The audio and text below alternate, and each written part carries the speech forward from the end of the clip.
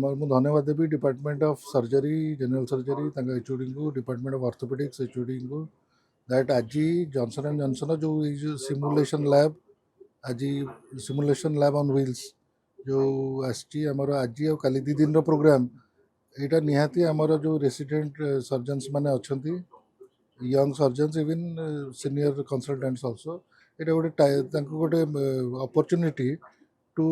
revisit review their skills young surgeon मानकू to learn skills एटा गोटे basically skill centre you can say जोठी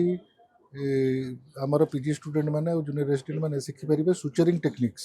केमती stitch मारिबा stitch मारिबार टेक्निकटा एटा शिखिबार एटा हला simulation lab in suturing techniques ताकू आमे correct करि परिबा एवं बेटर केमती आउरी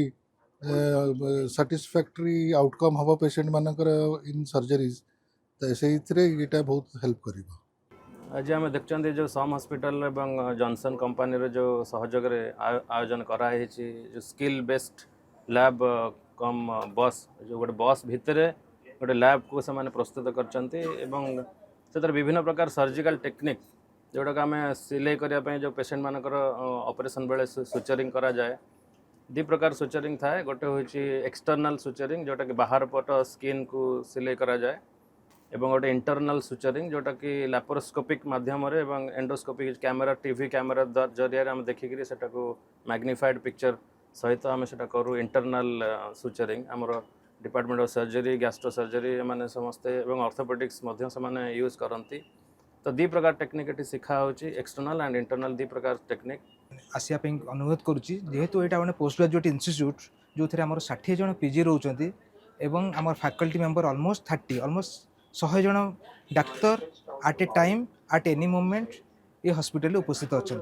से मैंने केमी शिखे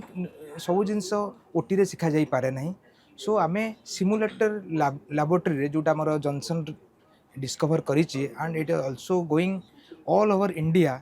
to accommodate and to teach the young PG doctors and senior residents and also assistant professor. Also we are learning from that also जे पेट भितर केमिति ऑपरेशन करिबा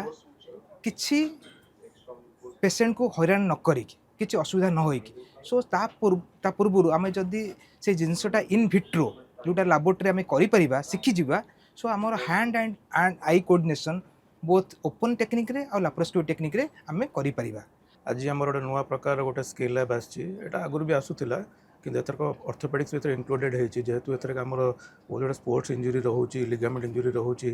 टेंडन रिपेयर रोचे तो सब यहाँ पॉसिबल नुह कि आम ओटी शिखिपर तापर ट्रेनिंग स्किल गुड़ा प्रति वर्ष बढ़ी बढ़ी चलती एडवांस हो जाऊँगी और सब आम जा गोटे बाहर को पठेक ट्रेनिंग नाबा ताठू बेटर आम निज एरिया